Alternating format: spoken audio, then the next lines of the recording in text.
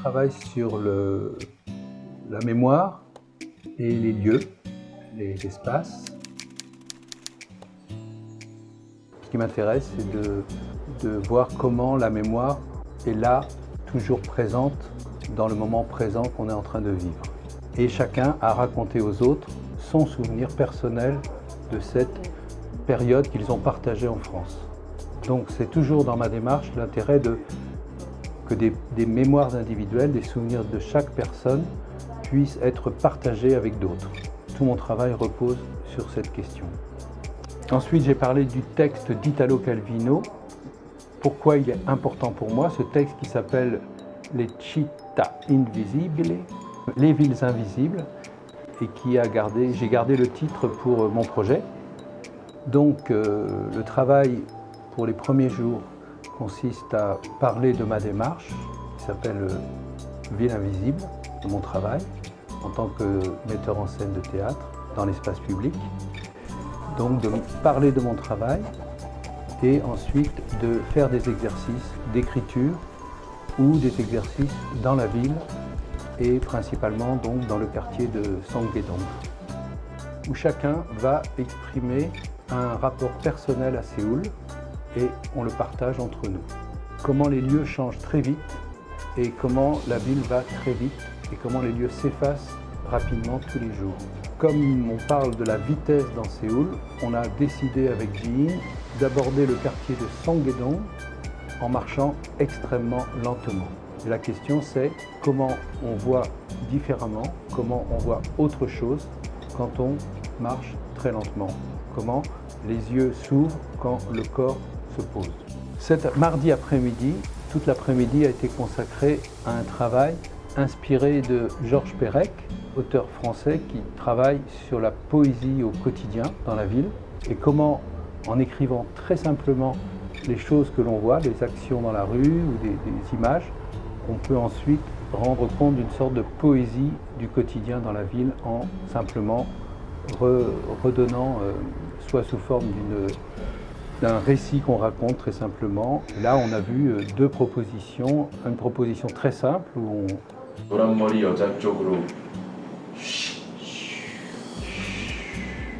on lisait simplement ce qu'on a vu dans la chronologie pendant 15 minutes, entre 14h45 et 15h ce mardi après-midi. Ensuite, nous avons fait un exercice dans Sanggedong. Une personne a les yeux fermés, l'autre personne va le guider sur un parcours qu'on a préparé à l'avance. Et à l'arrivée du parcours, la personne qui avait les yeux fermés va écrire ce qu'il a entendu pendant le parcours et il écrit avec les yeux fermés sur une feuille. Et pour préparer l'exercice de tout l'après-midi, chaque stagiaire va, avec une carte d'une partie du plan du quartier Sanggedong que j'ai choisi, va circuler à la dérive, explorer le quartier comme il a envie pendant toute l'après-midi et va, à chaque fois que quelque chose qu'il voit lui rappelle un souvenir personnel, à cet endroit-là, il va mettre une croix sur la carte et il va raconter l'histoire personnelle, le souvenir qui est évoqué à cet endroit-là en enregistrant.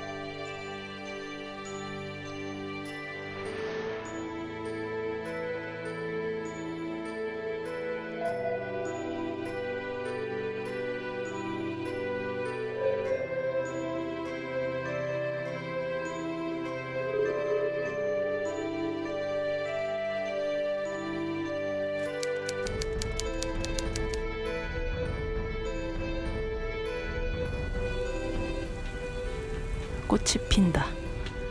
사람이 터전을 만들고 터전이 삶을 만든다. 정말 오래 살았는데. 주인 할머니. 해가 지는 저녁. 500에 35. 1945.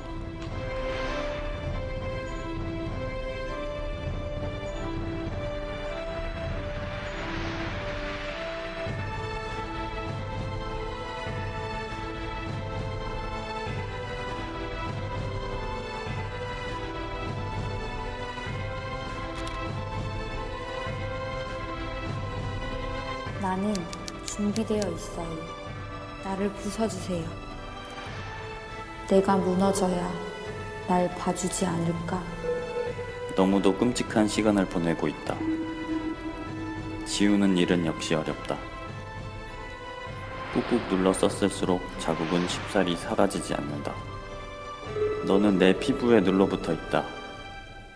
그대가 아무리 나를 사랑한다 해도, 혹은 내가 아무리 그대를 사랑한다 해도, 나는 오늘의 닭고기를 씹어야 하고, 나는 오늘의 눈물을 삼켜야 한다. 언젠가 창문 사이로 내리는 빗소리에 잠에서 깬 적이 있다.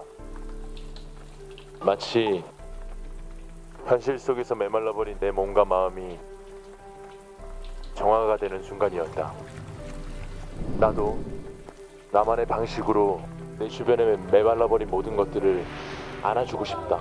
나는 너에게, 너는 나에게, 우리 그런 존재가 되고 싶다.